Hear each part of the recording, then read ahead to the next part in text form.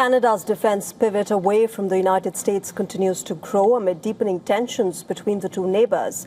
In a major setback for American defense firms, the Canadian Prime Minister Mark Carney has announced that Canada plans to buy Swedish manufacturer Saab's GlobalEye early warning aircraft.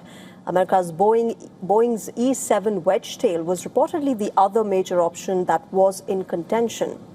Mark Carney made this announcement at a defense conference in Ottawa, saying that Saab's GlobalEye system would help Canada detect and deter threats across the Arctic with advanced sensors and mission systems. The decision comes at a time when tensions between Ottawa and Washington continue to rise across defense, trade and diplomacy. In March, remember, Mark Carney had said that Canada would take full responsibility for protecting its Arctic territory after depending for decades on defense cooperation with the United States. Ottawa has been strengthening defense ties with Nordic countries as well, at a time when the U.S. has been perceived by experts as a less reliable partner in an increasingly unstable global environment. Canada-U.S. tensions have grown steadily in the recent months after the U.S. imposed tariffs on key Canadian imports last year. Carney asked the military to examine whether Ottawa could reduce its planned purchase of 88 F-35 fighter jets from American manufacturer Lockheed Martin and look at alternatives from other manufacturers.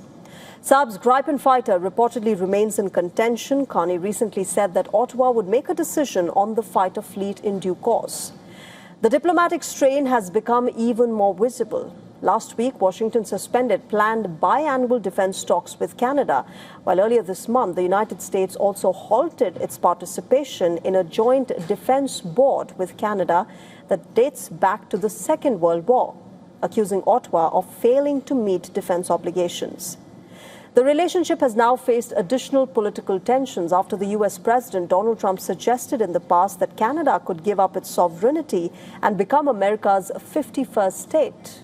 In the context of this background, experts describe the decision of purchasing Swedish jets as a major push for Carney's strategy of reducing dependence on American military capabilities and reshaping Canada's defense partnerships.